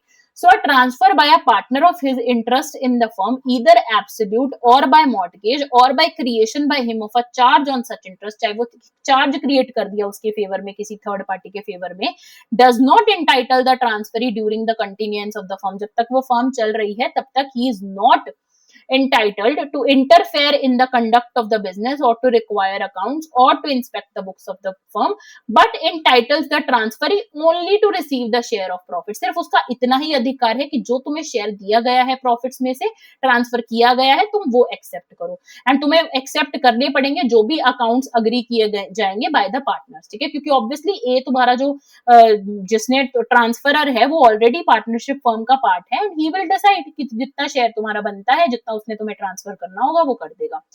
लेकिन यहाँ पे क्लॉज 2 इज इंपॉर्टेंट। अगर फर्म डिसॉल्व होती है, if the firm is dissolve, या फिर अगर जो ट्रांसफरिंग पार्टनर है मतलब ए, अब वो पार्टनर ही नहीं रहा उस पार्टनरशिप फर्म का, अब उस जो थर्ड पार्टी है जिसको ट्रांसफर किया गया इंटरेस्ट ए का, वो उसका इंटरेस्ट अब थोड़ा खतरे में है। क्यों? क्योंकि अब ए भी नहीं है वहां पे एंड फर्म भी डिसॉल्व हो रही है, तो ऑब्वियसली ही इज एंटाइटल्ड कि भाई मैं देखूं कि जो मेरा शेयर कैलकुलेट किया जा रहा है, जो मुझे ट्रांसफर किया जाएगा शेयर, क्या वो प्रॉपर है भी या नहीं। तो यहाँ पे ही कैन डिमांड अकाउंट्स। ठीक है, यहाँ पे the transferee is entitled as against the remaining partners to receive the share of the assets of the firm to which the transferring partner is entitled and for the purposes of ascertaining that share to an account as from the date of dissolution. Date of dissolution से लेकर के जो बाद तक का उसका जो share, जो अकाउंट्स वगैरह है, वो मांग सकता है। Section 30, minors admitted to the benefits of partnership। अब we very well know as per the Indian Contract Act, जो माइनर है वो कॉन्ट्रैक्ट में एंटर नहीं कर सकता है, लेकिन जो सेक्शन 30 है इंडियन पार्टनरशिप एक्ट का, वो बोलता है कि माइनर को चाहे एज अ वो कॉन्ट्रैक्ट में एंटर नहीं कर सकते, मतलब ना ही यहाँ पे वो पार्टनर बन सकते हैं पार्टनरशिप फॉर्म के अंदर, लेकिन उनको बेनिफिट्स ऑफ द पार्टनरशिप दिए जा सकते हैं। He can be admitted to the benefits of partnership. So a person who is a minor according to the law to which he is subject may not be a partner of the firm, but consent से बाकी सारे partners के, of all the partners, for the time being he may be admitted to the benefits of partnership. Such minor has the right to such share of the property and of the profits of the firm as may be agreed upon। जितना वो आपस में partners decide करेंगे कि हम इतना share इसको देंगे इस माइनर को, या फिर प्रॉफिट्स का जितना शेयर वो अग्री करेंगे उतना उसको दिया जाएगा, एंड उसके पास राइट भी होगा माइनर के पास एक्सेस का और सारा इंस्पेक्ट वगैरह करने का accounts of the firm. This is an important point, क्योंकि बहुत बार एग्जाम में ये पूछा जाता है, does minor have a right to inspect the accounts? तो yes, he does have this right. Clause 3, such minor's share is liable for the act of the firm, but the minor is not personally liable for any such act। अब इसका क्या मतलब है? मान लो जो minor है उसका शेयर डिसाइड हुआ कि 5 लाख है, ठीक है, पार्टनरशिप फर्म के अंदर उसको 5 लाख रुपया दिया जाएगा। अब कोई एक लाइबिलिटी अराइज होती है फर्म की, जिसके अंदर फर्म को 20 लाख की भरपाई करनी है। अब क्या माइनर से ऐसा बोला जा सकता है कि तुम अलग से अपनी जेब से पैसा दो, तुम 10 लाख रुपए दो? ठीक है, ऐसा नहीं बोला जा सकता। उसको सिर्फ उन 5 लाख तक के लिए ही लायबल किया जा सकता है जितना उसका शेयर है उस पार्टनरशिप फर्म में। उसको पर्सनली लायबल नहीं किया जा सकता। बाकी के partners they are personally liable, but he is not personally liable in that sense. Such minor may not sue the partners for an account or payment of his share of the property or profits of the firm, save when severing his connection with the firm। अब मान लो वो part बना हुआ है उस partnership firm के, मतलब एडमिट कर रहा है बेनिफिट्स टू द पार्टनरशिप, क्या वो उठ के कभी भी बोल सकता है कि मुझे अभी के अभी मेरा पैसा दिया जाए या शेयर दिया जाए, या फिर मुझे अभी के अभी मैं चाहता हूं कि आप जो है डिटरमाइन करो मेरा शेयर इन द प्रॉपर्टी और प्रॉफिट्स ऑफ द फर्म? क्या ऐसा किया जा सकता है? तो ऐसा नहीं किया जा सकता, लेकिन एक सिचुएशन ऐसी है जिसमें वो ये चीज कर सकता है, अगर वो चाहता है कि उसको अपना कनेक्शन जो फर्म के साथ है उसको कट करना है। If he wants to sever the connection with the firm, then in that particular case he can very well file a suit, he can very well sue the partners, he can very well say the partners कि मुझे मेरा share अलग से दो। ठीक है, अब and in such case the amount of his share shall be determined, जैसे कि सेक्शन 48 के अंदर हम आगे देखेंगे कि किस तरीके से वैल्यूएशन डिसाइड होता है, तो फिर उस हिसाब से उसका अलग से शेयर निकाल करके उसको दे दिया जाएगा। प्रोवाइडेड दैट, ये प्रोवाइजो इसीलिए इंपॉर्टेंट है कि जैसे ही माइनर ऐसा कोई सूट करता है या फिर ऐसा कोई मतलब बोलता है कि मुझे मेरा शेयर अलग करके दो, तो उसी केस के अंदर यहाँ पे पार्टनर्स को भी एक अपॉर्चुनिटी मिलती है कि अगर वो चाहें तो उसी दौरान वो ये बोल सकते हैं कि हमारा भी शेयर सबका, कि हमें भी इस फर्म को डिसॉल्व करना है और हम सबका शेयर भी डिवाइड कर दिया जाए। So provided that all the partners acting together और any partner entitled to dissolve the firm upon notice of other partners, दूसरे पार्टनर्स को नोटिस देते हुए may elect in such suit to dissolve the firm. ठीक है, तो provided that all the partners acting together और any partner entitled to dissolve the firm, अगर मान लो किसी एक पार्टनर को भी लगता है तो वो एक नोटिस दे सकते हैं अदर पार्टनर्स को कि आप इलेक्ट करो to dissolve the firm, and thereupon जो कोर्ट है वो क्या करेगी, shall proceed with the suit as one for dissolution. तो जैसे ही ऐसा कोई नोटिस दिया जाता है दूसरे पार्टनर्स को, तो कोर्ट क्या करेगी, प्रोसीड करेगी कि ठीक है भाई, अगर आपको डिसोल्यूशन करना है तो हर एक के अकाउंट जो है वो सेटल किए जाएंगे and amount of the minor भी साथ के साथ डिटरमाइन कर दिया जाएगा along with the shares of the partners. अब देखो यहाँ पे एक टाइम पीरियड दिया गया है, at any time within 6 months of his attaining majority या फिर obtaining knowledge that he had been admitted to the benefits of partnership। अब मान लो जैसे ही जो माइनर है वो मेजर टर्न हुआ, 18 साल के हो गए माइनर, तो now he has become major. ठीक है, तो अब विद इन 6 मंथ्स, या तो यहां से 6 मंथ्स या फिर अगर उनको नॉलेज बाद में मिली तो उस तारीख से 6 महीने तक, जो भी डेट बाद में आती है उससे 6 महीने के अंदर अंदर या तो उनकी मेजोरिटी से 6 मंथ्स या फिर ऑब्टेनिंग नॉलेज से 6 मंथ्स, ठीक है, whichever date falls later, वहां से 6 महीने के अंदर अंदर he has to elect, minor has to elect and give a decision कि मुझे पार्टनर रहना है फर्म का या मुझे नहीं रहना है फर्म का पार्टनर, एंड उस हिसाब से वो नोटिस देंगे, पब्लिक नोटिस देंगे, डिटरमाइन करते हुए whether he wants to stay a partner और not become a partner in the firm. ठीक है, earlier sorry he was not a partner, तो ऑब्वियसली कि अब उनको पार्टनर बनना है या नहीं बनना है इस रिगार्ड में वो नोटिस देंगे। Provided that if he fails to give such notice, अगर मान लो वो ऐसा नोटिस नहीं देते हैं, then he shall become a partner in the firm on the expiry of said 6 months. फिर 6 महीने जैसे ही एक्सपायर होते हैं तो मान लिया जाएगा कि वो पार्टनर बन चुके हैं।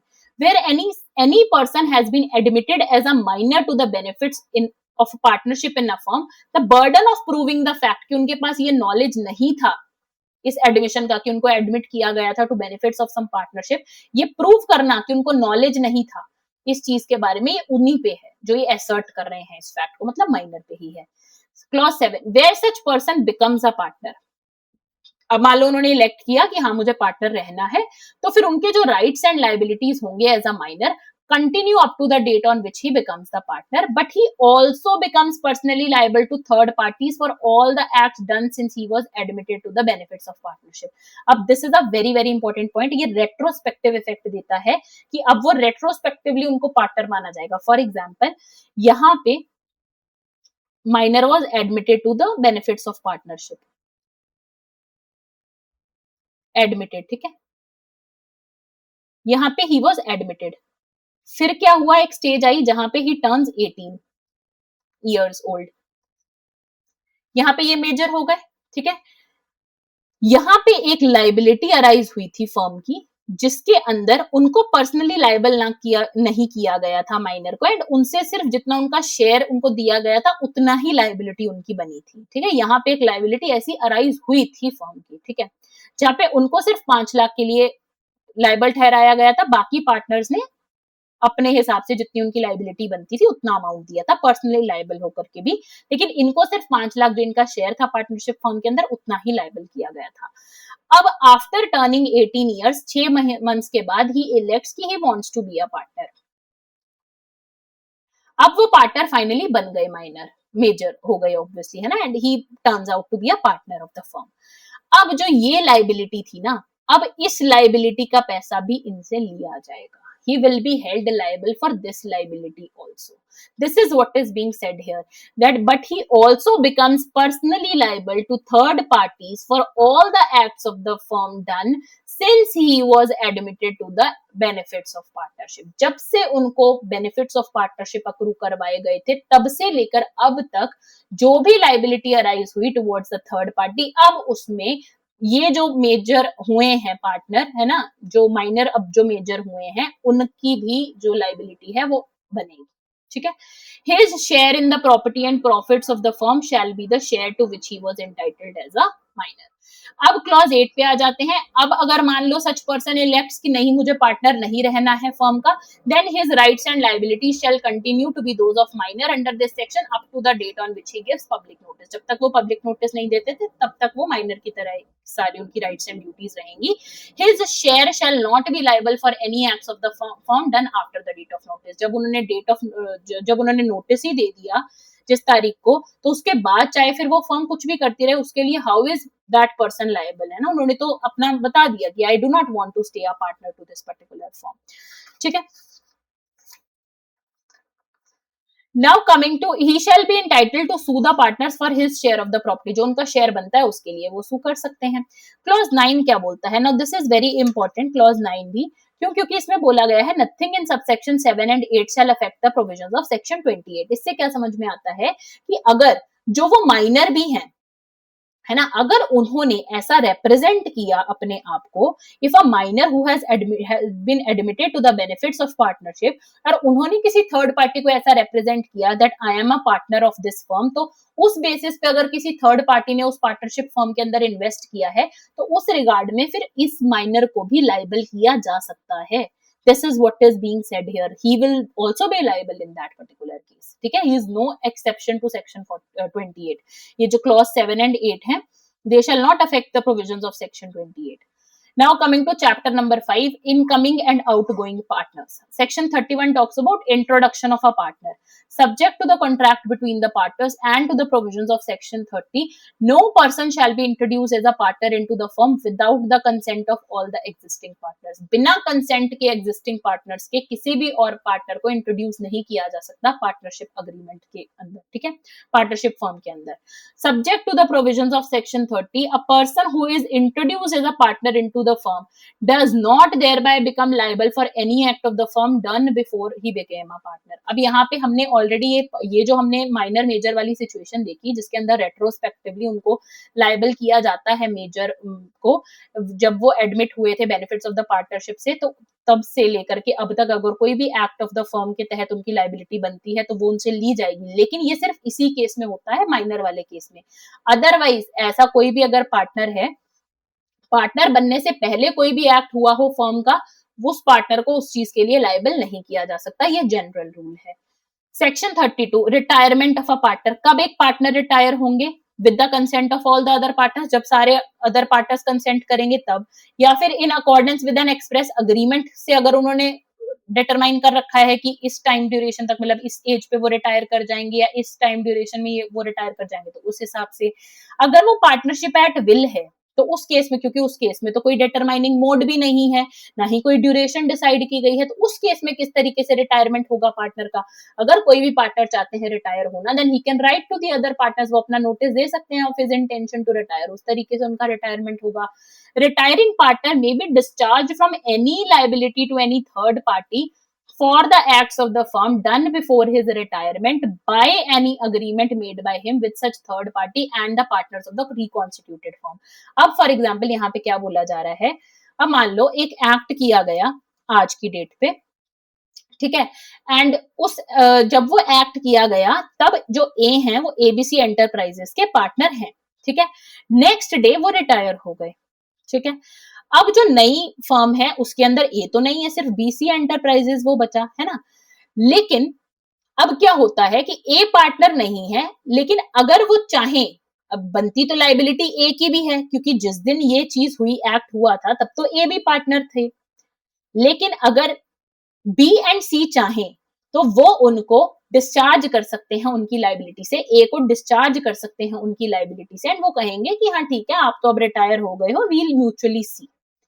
तो ये चीज की जा सकती है, इसका प्रोविजन है that he can be discharge from his liability. This is what is being said here, कि अगर वो अग्रीमेंट एक रीच हो जाता है बिटवीन द थर्ड पार्टी, है ना, या फिर जो थर्ड पार्टी है जिन्होंने सू करना है, अगर उनके साथ उनका अग्रीमेंट हो गया कि उन्होंने उनको सू नहीं किया ए को एंड बी और C is okay with it, so it is fine, he can be discharge, this is what is being said here, ठीक है। एक कोर्स ऑफ डीलिंग से वो समझ में आ सकता है कि अगर उन्होंने सू ही नहीं किया उसको, तो it is implied by a course of dealing कि अगर उन्होंने अलग से जाके ए के पास नहीं गए for sewing him in that regard and B and C को ही sue किया, then it is very well implicit कि they have done away with his liability. Clause 3, notwithstanding the retirement of a partner from a firm, he and the partners continue to be liable as partners to third parties जब तक उन्होंने public notice नहीं दे दिया of the retirement. अब जब तक आपने public notice ही नहीं दिया अपनी retirement का, तो बाकी third parties को थोड़ी नहीं पता है कि you are no longer a partner to that particular partnership firm, ठीक है। तो तब तक तो फिर आपकी लाइबिलिटी अराइज होती रहेगी जब तक आपने नोटिस नहीं दिया। अब ये नोटिस कौन कौन दे सकता है? ये नोटिस या तो चाहे तो रिटायरिंग पार्टनर खुद दे सकते हैं, या फिर जो रिकॉन्स्टिट्यूटेड फर्म है, जो नई फर्म है, वो भी दे सकता है, ठीक है। ये क्लॉज 4 में दिया गया है ये वाली बात। Provided that a retired partner is not liable to any third party who deals with the firm without knowing that he was a partner. अब कोई थर्ड पार्टी अगर वो डील कर रही है पार्टनरशिप फर्म के साथ एंड उनको उस रिटायर्ड पार्टनर के बारे में पता ही नहीं कुछ कि वो कभी थे भी पार्टनर उस फर्म के, अब फिर वो उठ करके उनको लाइबल नहीं कर सकते। उनको कल को पता चला कि he was also a partner and उन्होंने नोटिस नहीं दिया था इस तरीके से, एंड उनको भी हम लाइबल कर सकते हैं, then you can not do this because you were not aware that he was even a partner to that firm. Now coming to section number 33, expulsion of a partner. अब एक partner को may not be expelled from a firm by any majority of the partners save in the exercise in good faith of powers conferred by contract between the partners. Just because majority of the partners ने ये decide कर लिया कि एक partner को निकालना है firm में से, तो ऐसा नहीं किया जा सकता। गुड फेथ होना जरूरी है। फॉर एग्जाम्पल, उन्होंने अपने अग्रीमेंट में या कॉन्ट्रैक्ट में ये चीज मेंशन की थी कि अगर कोई भी पार्टनर फ्रॉड वगैरह में एंगेज करता है तो उसको एक्सपेल कर दिया जाएगा पार्टनरशिप फर्म में से।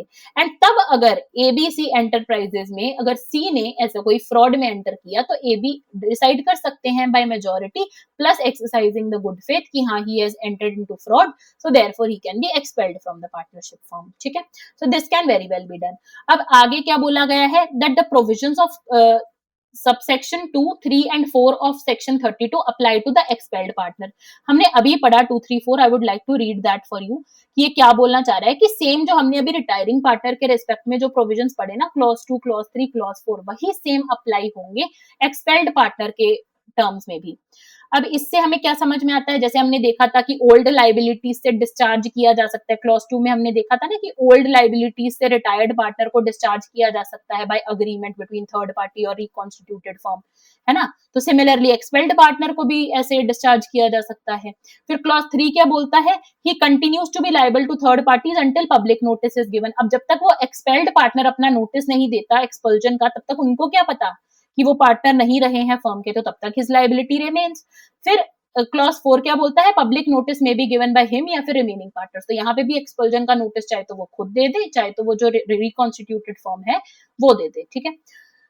Section 34 insolvency of the partner के बारे में बात करता है। Where a partner in a firm is adjudicated and insolvent, जब एक पार्टनर को एक इनसॉल्वेंट घोषित कर दिया गया, he ceases to be a partner on that very day.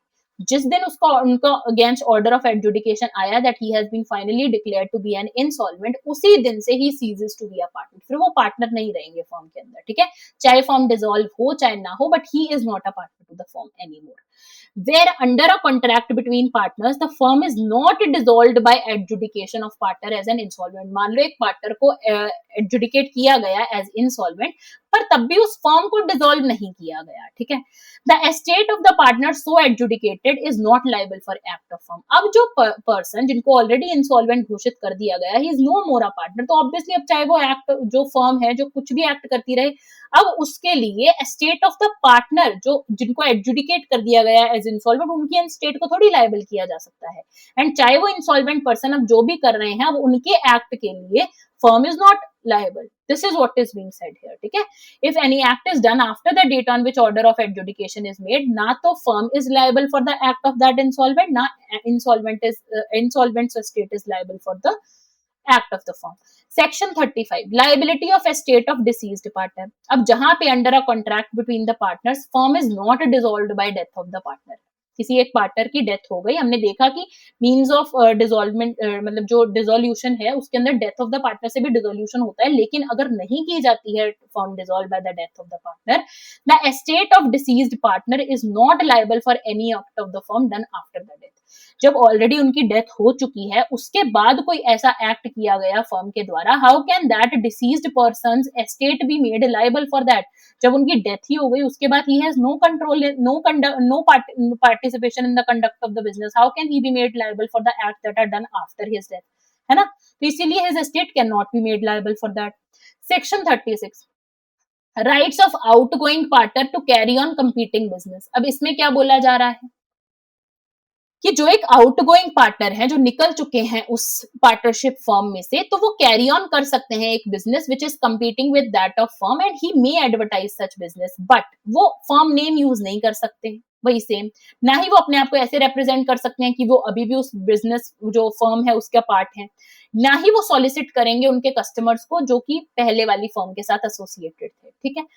फिर नेक्स्ट जो है क्लॉज बात करता है agreement in restraint of trade के बारे में। अब partner may make an agreement with his partners that on ceasing to be a partner he will not carry on any business similar to that of the firm within a specific time period या फिर within specified local limits।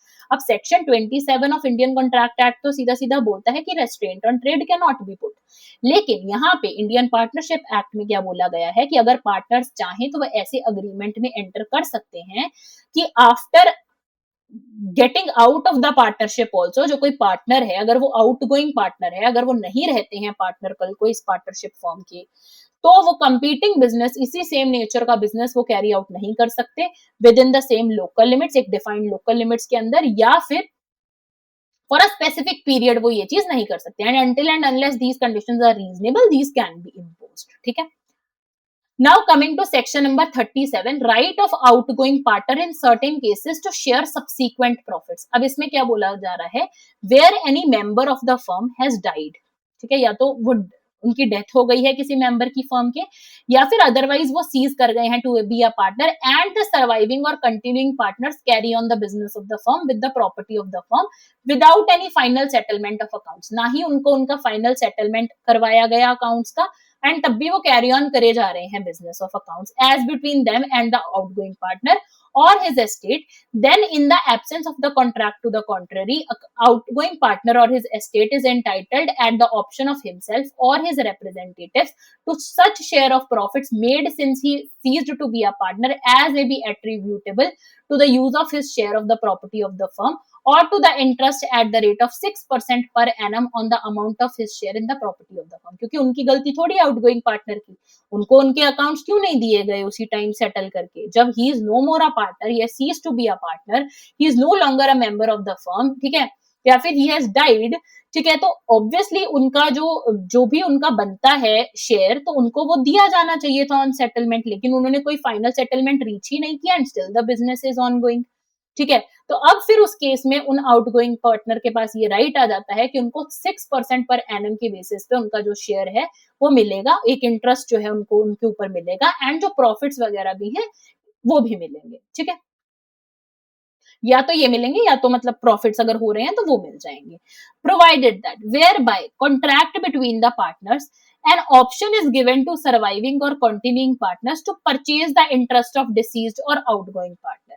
जहां पे contract के through between the partners एक option दिया जा रहा है सर्वाइविंग या कंटिन्यूइंग पार्टनर्स को कि अगर आप चाहो तो डिसीज या आउटगोइंग पार्टनर का शेयर आप खरीद सकते हो, and that option is duly exercised, the estate of the deceased partner और द आउटगोइंग पार्टनर और his estate as the case में be is not entitled to any further or other share of profits, but if any partner assuming to act in exercise of the option does not in all material respects comply with the terms thereof, he is liable to account under the foregoing provisions of this section। तो इसमें क्या बोला जा रहा है, अगर उनको ऐसा एक ऑप्शन दिया गया था कि अगर आप चाहो तो डिसीज्ड पार्टनर की या फिर आउटगोइंग पार्टनर की जो एस्टेट है या जो उसका शेयर है वो खरीद सकते हो, और अगर वो दूसरे जो सर्वाइविंग पार्टनर्स है वो ऐसा कर लेते हैं और जो प्रॉपर जो उनके बीच में रेम्यूनरेशन डिसाइड होती है वो दी जा रही है अगर प्रॉपर तरीके से, उस डिसीज्ड पार्टनर के लीगल रिप्रेजेंटेटिव्स को या फिर आउटगोइंग पार्टनर को, and that is very well valid. फिर उसके ऊपर उनको और कुछ नहीं दिया जाएगा, उतना ही दिया जाएगा, ठीक है। लेकिन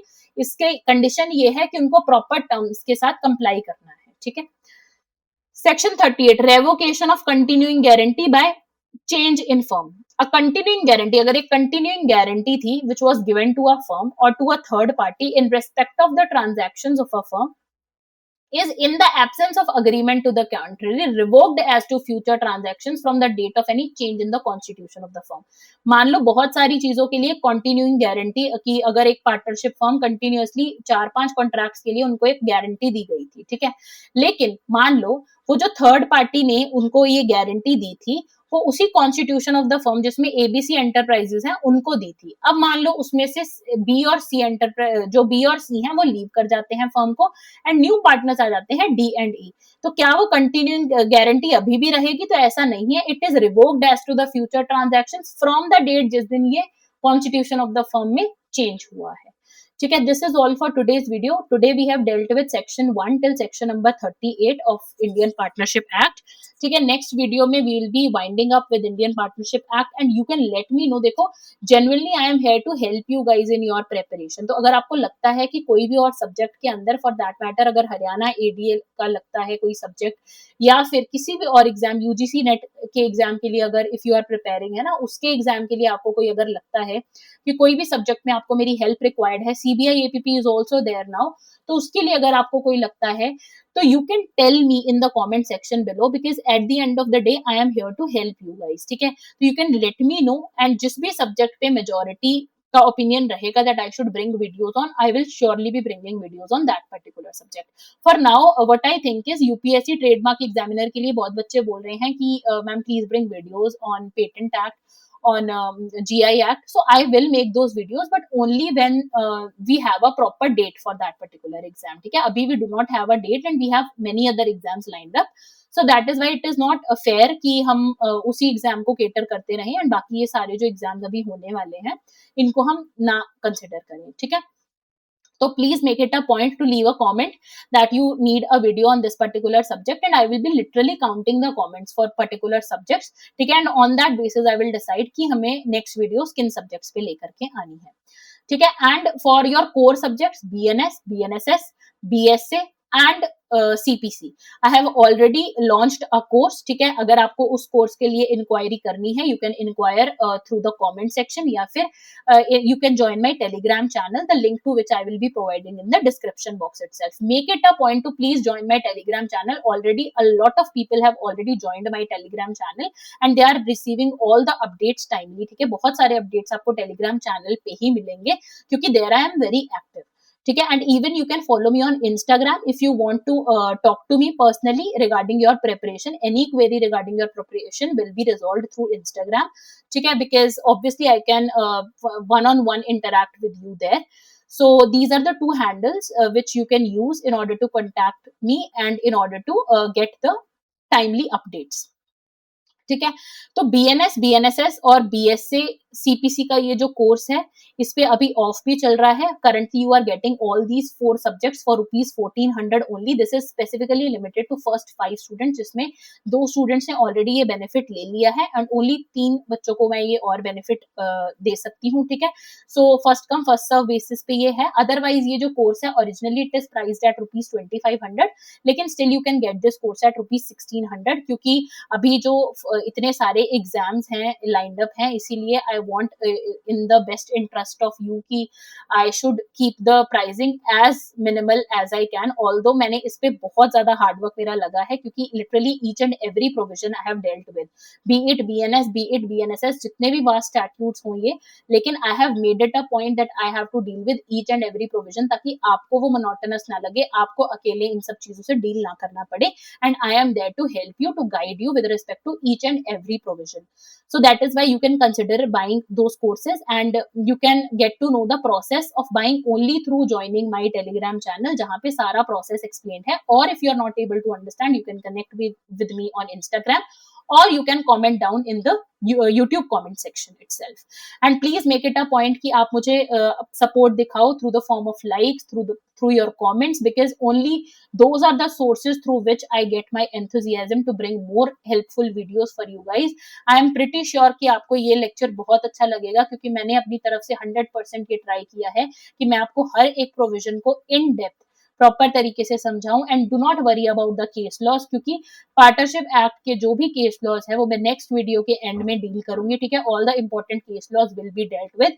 तो इंडियन पार्टनरशिप एक्ट 1932 आपकी तरफ से एकदम कंप्लीट हो जाएगा for the purposes of Haryana ADA, UGC net exam, judiciary exam, जहां पे भी ये एक्ट पूछा जाता है. ठीक है, आपके लिए प्रॉपर आप प्रिपेयर हो जाओगे इस एक्ट के लिए. जो भी और एक्ट्स के लिए आप मुझे बोलोगे वीडियोस बनाने के लिए, on the basis of demand, I'll see on which subjects I have to bring the videos. And I would also thank you for all the overwhelming response that you have always shown me through Telegram channels, through messaging me on Instagram, through mails. I have literally received a lot of love from you guys, and I'm really overwhelmed with the response that you have shown to my courses, to my test series earlier. So I am really indebted to you guys in everything, in terms of everything. And I would really seek that contribution from your side, that please motivate me through your liking my YouTube videos, through your commenting on my YouTube videos, through subscribing to my channel, and please press the bell icon so that you do not miss out on any updates with regard to my channel. And make it a point to join my Telegram channel. कुछ भी और नहीं करना है, please make it a point कि like कर देना बस एक वीडियो को, एंड एक कमेंट कर देना फॉर माय अप्रिसिएशन. एंड अपने बेनिफिट के लिए टेलीग्राम चैनल जरूर ज्वाइन कर लेना. ठीक है, because from there you will get all the updates with regard to the channel, the Noor of Law. That is your own channel. Thank you so much, guys.